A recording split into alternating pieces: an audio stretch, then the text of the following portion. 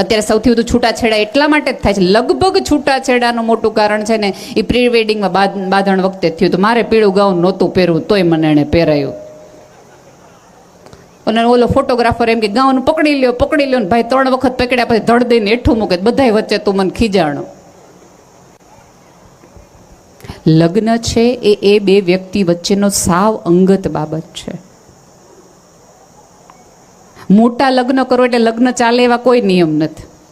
અત્યારે આ ફોટોગ્રાફર ભાઈને પૂછજો તો પહેલા છે ને લગ્નમાં એડવાન્સ નહોતા લેતા, એ તો લેવા માંડ્યા કે તમે પછી જેમ ફોટા પડીને ઘરે ન મોકલી તેમ કે હવે છૂટું થઈ ગયું, મારા આલ્બમ નથી જોતો એ કે.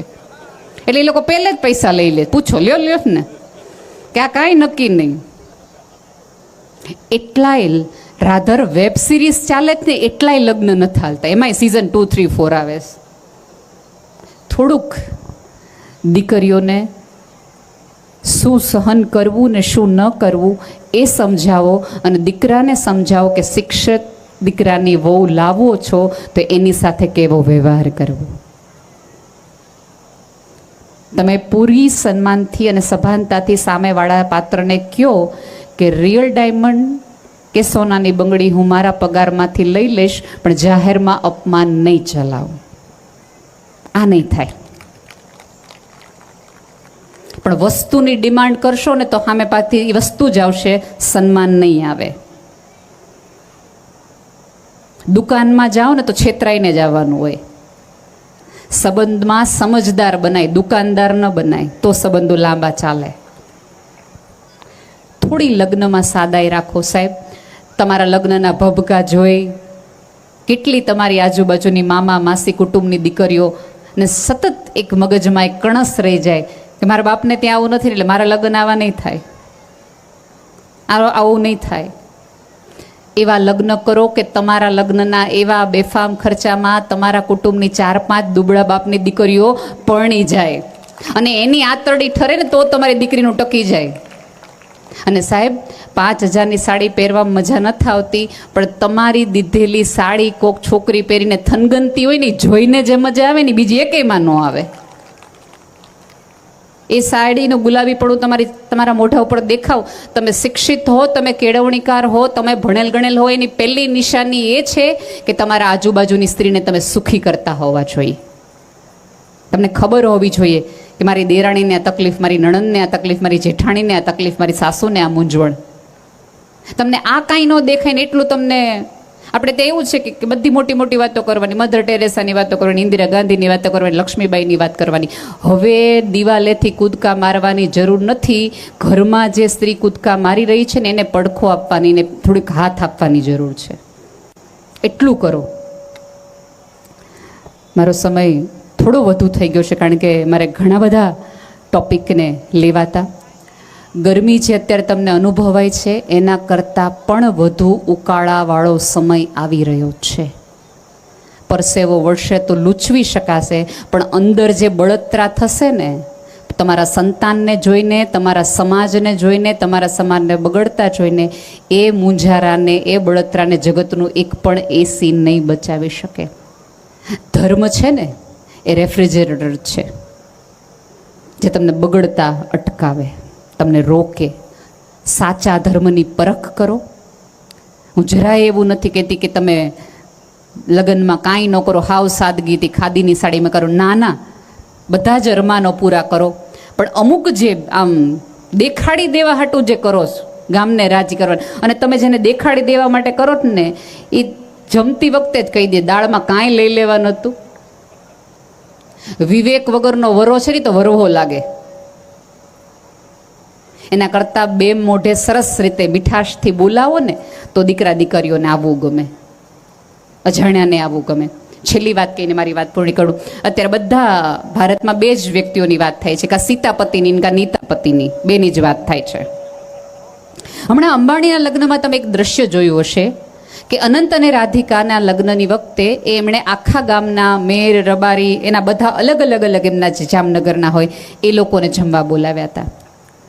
અને અનંત અને રાધિકા સરસ રીતે પગે લાગીને ઓલી બાઈ 100ની નોટ આપે, 200ની નોટ આપે, ફૂલ આપે, એક પણ પ્રકારનું મોઢું બગાડ્યા વગર એ બંને કે જે ભારત કરતાં વધુ વિદેશ રહ્યા છે એ સરસ રીતે પગે લાગીને લેતા હતા.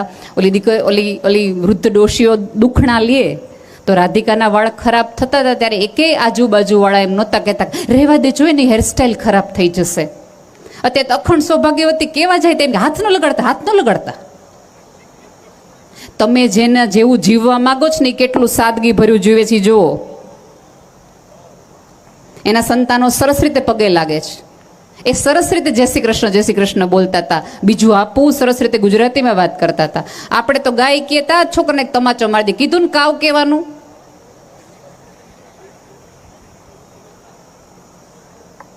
પ્લીઝ, જેટલા તમે તો માટીમાંથી ધરતીમાંથી સુગંધ કાઢી અને સોનું પેદા કરનાર પ્રજાતિ છો, ધૂળમાંથી ધન કરી નાખનારા છો, તો તમારો સમાજ, તમારી સભ્યતા, તમારી આવતી પેઢી પણ સોનામય રે, ધૂળમાં ન મળી જાય એની જવાબદારી આજના સમાજની છે. સ્ત્રીઓની વધુ છે, પુરુષોની વધુ ત્યારે બને કે જ્યારે સમાજ ભેગો થાય ત્યારે થોડાક ડુ એન્ડ ડોન્ટ્સ નક્કી કરે. હું કોઈ ફતવા બહાર પાડવાની વાત નથી કરતી, કારણ કે એમાં તો પાછી માનતી જ નથી, વ્યક્તિગત પ્રશ્ન છે. પણ એક સમાજ નક્કી કરે, કારણ કે મોટા કરે ને એની વાહે બધા થાય, એના પ્રમાણે આખો નાનો સમાજ જીવાય. તમે થોડુંક એવી રીતે સાદગીવાળું જીવો, 3 દીકરીઓને મદદ કરો. અને બીજું કે બાપ વગરની દીકરીઓ માટે આપણે બધાને એમ થાય કે એને પરણાવી દઈ. જેટલા તમને બાપ વગરની દીકરીઓના પાનેતર લેવાની વિચાર આવે છે ને, એટલા એને PhD કરવાના પણ સમાજને વિચાર આવવા જોઈએ કે એને ભણાવો. બહુ જ સરસ છે, અત્યારે ગૌશાળામાં સૌથી વધુ દાન દેવાય છે. આનંદની વાત છે કે મારા દેશની ગાયો ભૂખી નથી મળતી, પણ આપણા કુટુંબની કોઈક દીકરીઓ છે, એની આંતરડી કકડી રહી છે, એ ભૂખી રહી છે, એની જવાબદારી પણ તમારી જ છે. એને એવું ભણાવો, એવું તમે એમને જમાડવા માટે કરિયાણું આપશો ને તો એના દી ટૂંકા થશે, પણ એને તમે વિદ્યા આપશો ને તો એનો જન્મારો ટૂંકો થઈ જશે અને એની પેઢીઓ તરી જાય. શક્ય હોય એટલું શિક્ષણનું ને વિદ્યાનું દાન આપો. આ સમાજને સાચા એવા શિક્ષણકારોની પણ જરૂર છે. અને જે શિક્ષકો છે, મને બહુ કહેવામાં આવ્યું છે કે શિક્ષકો છે, પ્લીઝ આજની પેઢીને સમજાવો કે બધું સુખ વિદેશમાં નહીં, અહીંયા એટલું જ છે. તમે અત્યારથી બાળમાનસમાં થોડું સિંચન કરશો શિક્ષણમાં, તો બની શકશે કે આવતા દિવસોની પેઢી અહીંયા રહેવાનું પસંદ કરશે. પછી બધું ક્રીમ વિદેશમાં જઈને પછી એમ કે ભારત પહેલાં સોને કી ચીડિયા હતું, એલા અહીંયા રહ્યો તો હજી થાય. એકલા કાંઈ મોદી સાહેબથી કીધે ન થાય. એણે રામ મંદિર બનાવી દીધું, પણ રામ રાજ્ય તો મારે ને તમારે લાવવું પડશે. સાદી વાત છે. બસ તમારી અંદરને બહેલો પરમાત્મા જીવનને ને જગતને સાચી દિશામાં જોતો થઈ જાય. તમારા સમાજ ભેગું કરવાનું એક કારણ એ છે, બહેનોને વાંક છે, ભાઈઓને પરસેવો વળી ગયો છે. બહેનો એવું કીધું કે હજી બોલો ને. હજી પૂજ્ય રઘુવીરભાઈને આપણે સાંભળવાના છે, એની વાત કરવાની છે. પણ મેં કીધું એમ કે એમણે રામ મંદિર તો કરી દીધું, પણ રામ રાજ્ય લાવશો ક્યાંથી? કારણ કે રામના કાળમાં પણ મંથરા જેવી વ્યક્તિઓ ત્યાં હતી, અને રાવણના કાળમાં એ વિભીષણ જેવો એક વ્યક્તિ હતો.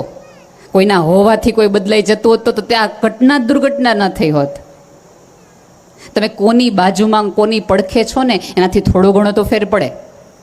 જો તમે તો દૂધ સાથે જોડાયેલા વ્યક્તિઓ છો, દૂધમાં તમે પાણી નાખો ને તો ભળી જાય. મારા જેવી અજાણી વ્યક્તિને તમે પાણીવાળું દૂધ આપો તો ખબર ન પડે કે આમાં પાણી છે કે દૂધ. દૂધ છે એ પાણીનો ભાવ વધારી દે, કે જે 10 રૂપિયાનું લીટર હતું એ 60 રૂપિયા લીટર કરી દે. દૂધની અંદર ભળ્યા તો પાણી જેનો ભાવ વધી ગયો, પણ એનું એ પાણી છાશ હારે ભળે તો 15 મિનિટમાં આશ થાય ને ગટરમાં જાય. એટલે ભળાય એની હારે કે જે તમારા ભાવ વધારે,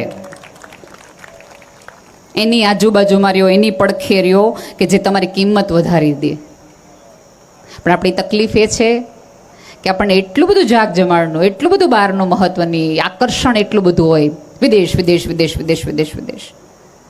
હજી કહું છું કે ત્યાં રહેતા જ્યારે પણ હવે ક્યારેક એવો પણ પ્રયોગ કરજો કે તમારા એક એવી સિઝન હોતી હશે કે મેક્સિમમ કદાચ ડિસેમ્બરમાં વિદેશથી તમારા સંતાનો આવતા હશે. એક વખત એમને સ્ટેજ ઉપર બેસાડીને કહો કે તમને હમ છે જો તમે સાચું ન બોલો તો ત્યાં શું તકલીફ છે.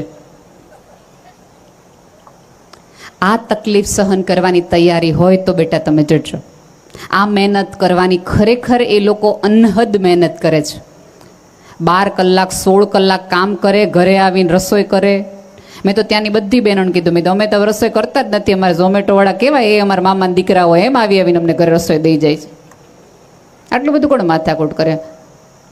કચરા પોતા કરવાના ને વાસણ કરવાના ને કપડાં ધોવાના, પછી બહારનો બરફ હોય એ આપણે સહન કરવાનો, એ આપણે કાઢવાનો. અને અહીંયા જે તમે રાજા દીકરાઓને ટુવાલે ઉપાડવા ન દીધો એને પહેલે દીએ ભાખરી બનવાના વારા આવે. થોડુંક સમજાવો કે આ તકલીફ તું પછી ત્યાં જઈને એને ડિપ્રેશન થાય અને ત્યાં એ રોવે અને અહીંયા તમારા ઉજાગરા વધે. અને બીજું આમાં કેવું થાય છે ખબર છે કે જ્યારે સંતાનો હિંમત કરીને કે ત્યાં નથી રહેવું, પાછું આવી જવું છે એવી એકાદ વાત કરે, એ પહેલાં જ આપણે એમ કહી દીધું હોય, તને ખબર છે પેટે પાટા બાંધીને તને મોટો કર્યો છે, ઓલી જમીન વેચીને ભે વેચીને તને મોકલો, તારા પપ્પાએ કેટલું કર્યું ને ત્યારે તને મોકલો છે, એટલે તું અમારું નાક ન ડૂબોડતો. એટલે છોકરો સુસાઇડ કરવાનું પસંદ કરે પણ પાછું આવવાનું પસંદ ન કરે. અહીંયા તમે રડો ને તો તમને છાના રાખવાવાળા ઘરમાં 5 જણા છે, ન્યા રડે ને તો એને છાનું રાખવાવાળો કોઈ નથી. ત્યાં કોઈની પાસે એવો સમય નથી રહેતો. અને બીજી ભાષાની તકલીફો કેટલી બધી હોય, અજાણ્યા ગામની વચ્ચે, અજાણ્યા લોકોની વચ્ચે. શરૂઆતના દિવસોમાં જ્યાં સુધી સંતાન સેટ ન થાય ત્યાં સુધી એક કકડાટ કરવાનો બંધ કરી દો. તું જોજેઓ, તું ભણજેઓ, નહીં તો તને ખબર છે ને મેં કઈ રીતે તને મોકલો છે, અમારે તો જે હોય તું જ છો. અને ક્યારેક સંતાન પછી વ્યવસ્થામાં બોલજે, મેં તમને ક્યાં કીધું મારી પાછળ ખર્ચો કરવાનો, જે થશે તે દિવસે આપી દઈશ. આ લેવડ દેવડનો સંબંધ નથી, આ તો પ્રેમ, હૂંફ અને લાગણીનો વાત અને સંવાદ હતો. જ્યારે ત્યાંથી આવતા સંતાનો મળો ત્યારે પ્રેમથી એને એટલી હૂંફ આપો, એટલી વાત આપો કે તમને સાચી પરિસ્થિતિ કહી શકે કે અમને ત્યાં કઈ મુશ્કેલી પડે છે. અને જે દિવસે સમાજ એ દંભમાંથી નીકળી જશે ને કે વાહ વાહ વાહ વાહ વિદેશ છે, તે દિવસે જ છોકરાઓ અહીંયા રહેશે. પણ આપણને જે કોલર ઊંચા કરવાની મજા આવે તો લોકોને એમ થાય કે ઓકે કોલર ક્યારે ઊંચા થાય? વિદેશ જઈએ તો. હમણાં જ મને કોઈક ભાઈ કીધું અહીં રેશન કાર્ડ પછી કઢાવે, પહેલાં પાસપોર્ટ કઢાવે છે કે એવી સ્થિતિમાં છે. તમારો પાસપોર્ટ, આધાર કાર્ડ, રેશન કાર્ડ જે હોય એ, પણ તમારા સંતાનને ખબર પડવું જોઈએ કે એનું આધાર કાર્ડ એવા એના માતા પિતા હજી આ અડીખમ છે. પ્લીઝ થોડુંક, જો આપણે અહીંનું વાતાવરણ, અહીંની સામાજિક વ્યવસ્થા સરસ કરીએ ને તો છોકરાને વિદેશ જવાની ઈચ્છા ન થાય. અહીંયા આપણે અહીંની અહીં કર્યા કરીએ ને ટક કર્યા કરીએ ને ઓલી આ પહેર્યું ને ઓલી અહીંયા ગઈ હતી ને ફલાણા ભાઈને દીકરાએ આ કર્યું હતું ને આટલી બધી ખડખોદ કરીને એટલે એમ થાય કે ત્યાં ગમે કરી લેવું, બરફમાં દટાઈ રહેવું, પણ અહીં નથી આવું, આ સાંભળવા અહીંયા આવવાનું. થોડાક ખુલ્લા બનો. અને જે દીકરીઓ અત્યારે સરસ ભણી રહી છે એ એની મમ્મીને સમજાવે કે મમ્મી આવનારી દીકરી છે એ ભણેલ ગણેલ શિક્ષિત છે, એની સાથે આ ભાષામાં આપણે વાત કરીએ. નવી ભાષા, નવી યુગની શીખો તો આ સમાજ બદલાય. પણ આપણે તો કેવું, અમે આટલા વર્ષથી કર્યું હતું. અત્યારે ધારો કે અહીંયા કોઈક છોકરી રહેવાનું નક્કી કરે કે વાંધો નહીં હાલો આપણે અહીંયા રહેશું, એટલે છોકરી એમ કે મારાથી કામ નહીં થાય, હું નોકરીએ કરું અને કામે કરું અને મારાથી 2 વસ્તુ ન થાય, કામવાળી રાખીએ તો એટલે આપણે તરત હું કામ કામવાળી ભાઈ? અમારે છોકરા હતા, 8 જણને રસોઈ કરવાની હતી, બધુંય કરતું ને તોય અમે કર્યું. તારે નવી આવીશ એટલે તરત હાંજે એમ કે આપણે વયું જવું છે, અહીં નથી રહેવું, બાને સાંભળવા અહીં રહેવું. એની બદલે તમારે સામેથી કામવાળી રખાય અને દીકરાને માથે હાથ ફેરવી દે, બહુ આનંદ છે કે મારા દીકરો તને કેવી રાણીની જેમ રાખે છે, કાં કોલર ઊંચા ન કરીએ તો દીકરાની વહુને વિદેશ જવાની ઈચ્છા ન થાય, તમારી બાજુમાં રહેવાની થાય. પણ આ તો કામવાળીનું નામ આવે એટલે આળો ભરી અત્યારની છોકરીઓમાં તો. અને બીજું એક લોકો એવું માનવા માંડ્યા છે કે અત્યારની છોકરીઓમાં સહન શક્તિ નથી. સહન શક્તિ નથી સાહેબ, સહન શક્તિ આજે સ્ત્રીમાં છે. માત્ર સ્ત્રીની સમજ શક્તિ વધી છે કે આ સહન કરાય ના સહન ન કરાય, બીજું કંઈ વાંધો નથી પડ્યો. આજે કેટલી છોકરીઓ ઘર ઓઢીને બેઠી છે, કેટલું બધું કરી રહી છે. અને તમારા આજુબાજુની સ્ત્રીને તમે સુખી ન કરી શકો તો તમને વુમન એમ્પાવરમેન્ટ પણ સમજાણું નથી બેન. થોડુંક સમાજને દેવાનું રાખો, જે દેતું નથી ને. અને આમાંના ઘણા બધા ભાઈએ વાત કરી કે હમણાં ઓલા દાતાએ 11 કરોડનું દાન દીધું અને સરસ, એટલે પછી 3-4 જણા એવું કહેતા હોય કે મને દેવાની ઈચ્છા થાય છે, મારે થોડુંક કરવું છે, એટલે 3 જણ આડા પડ્યા. એમ ન દે દેવાય. હવે કાંઈ થોડી બિલાડીઓ આડી પડે, માણા જ આડા પડે. 11 કરોડનો હજી શું થાય આપણને કેમ ખબર? પેલા જોવાય, ઉપરવાળો તને જોવે, સીતો જો. એક વખત એક સાધુ મહાત્મા આવા સરસ મજાના નગરમાં આવ્યા અને શેઠને જઈને એમ કીધું કાંઈક આપો. એ શેઠ કે નથી.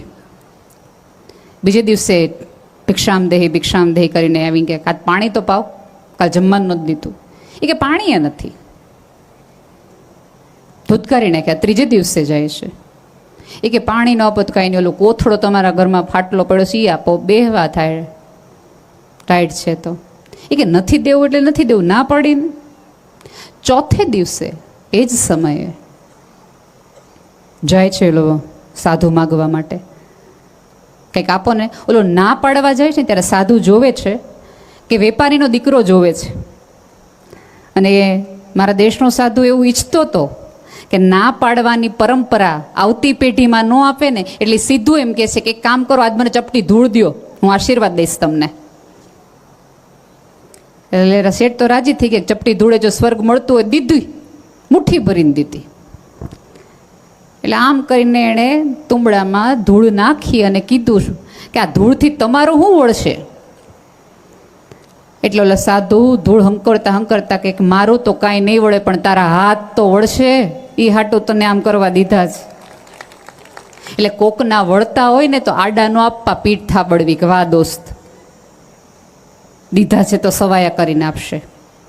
અને પછી આપણને પહેલો વિચાર એક એવો આવે કે આપણે તો દઈ દઈએ, પણ પછી ત્યાં સુધી પહોંચે કે નહીં એની શું ખાતરી? એવા બહુ બધા વિચિત્ર પ્રકારના આપણને વિચાર આવે. કારણ કે બુદ્ધિ જ્યારે પ્રવેશે ને ત્યારે આવા બધા જ ખોટા વિચાર આવે. પૂજ્ય મોરારી બાપુનો આ કિસ્સો છે. એમણે આ વાત કીધેલી કે બાપુ જે જમાનામાં રેલવેમાં પ્રવાસ કરતા હતા એ જમાનાની વાત છે. તમને ખબર હશે કે હજી જે કદાચ કોઈને યાદ હોય કે ઓલો પથ્થર લઈને ઓલા સુરદાસજી નીકળે, એ કબીરના પદો ગાઈને આપણે એને પૈસા આપવાના હોય, કબીરના પદો ગાઈને આપણે એને પૈસા આપવાના હોય. એટલે બાપુ જે સમય ટ્રેનમાં પ્રવાસ કરતા હતા એ જમાનાની વાત છે. એટલે તમને બધાને ખબર હશે કે ઉપલી બર્થ હોય, મિડલ બર્થ હોય, નીચેની બર્થ હોય. એક સુરદાસજી ટ્રેનમાં આવા ગાતા ગાતા નીકળ્યા, એટલે સરસ સુંદર પદ ગાઈ રહ્યા હતા. એટલે ઉપલા 3જા ફ્લોર પર બેઠેલા ભાઈએ 50 રૂપિયાની નોટ બાપુને આપી. ત્યારે તે મોરારી બાપુ કહેવાતા હતા. આપીને એમ કીધું કોલા સુરદાસજીને આપી દો ને, સરસ ગાય છે કબીરનું પદ.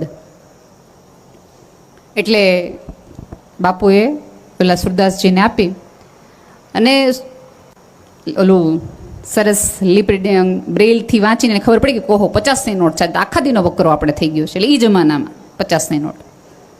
એટલે બહુ રાજી થઈ ગયું. સુરદાસજીએ બહુ બધા આશીર્વાદ આપ્યા કે તમારી લક્ષ્મી સવાઈ થાય, તમારા હાથ પેઢી બેઠી ખાય, તમારા દીકરાને ત્યાં દીકરા થાય, ને આ થાય તે થાય. આટલા બધા આશીર્વાદ મળ્યા ને એટલે બાપુને એમ થયું કે આ આશીર્વાદને હું લાયક નથી, મારે એને કહેવું જોઈએ કે આ પૈસા મેં નથી આપ્યા. એટલે બાપુ ઓલા સુરદાસને એવું કહે છે કે તમે આટલા બધા આશીર્વાદ આપો છો, પણ આ આશીર્વાદને હું લાયક નથી, આ પૈસા તો ઓલા ભાઈએ આપ્યા છે જે ઉપર છે, એટલે તમે એને આશીર્વાદ આપો. ત્યારે એ સુરદાસ ફરીવાર પથ્થર વગાડતો એમ કહે કે હું આંધળો છું, મને બનાવવાવાળો આંધળો નથી કે એને ખબર ન પડે કોને દીધા ને કોના હાટો દીધા. તમે દ્યો ને ત્યારે એના ચોપડે એ લખાઈ ગયો, પછી ઓલો જાણે ને એનો ભગવાન જાણે. હે એટલે કોઈક દે ત્યારે એને પીઠ થાબડજો, દીધા હોય એને કાંઈ ન કરો તો એને સન્માન કરજો, કાંઈ ન આપી શકો તો સ્મિત આપજો. બીજું કાંઈ ન કરી શકો તો અહીંયા કેટલાય મા બાપ એકલા હશે પોતાના સંતાનો વગર, એને રડવામાં મદદ કરજો. તમારા ખિસ્સામાં રહેલો રૂમાલ હંમેશા પરસેવો લૂછવા માટે નહીં, કોકના આંસુ લૂછવા માટે પણ ભલામાણા નીકળવું જોઈએ. ક્યારેક એને પણ કાઢો. અહીંયા કેટલા સ્ત્રીઓ તમારી આજુબાજુ ચૂપચાપ બેઠી હશે, ઓલીએ હું કીધું ને ઓલીએ હું કીધું આવું કહેવા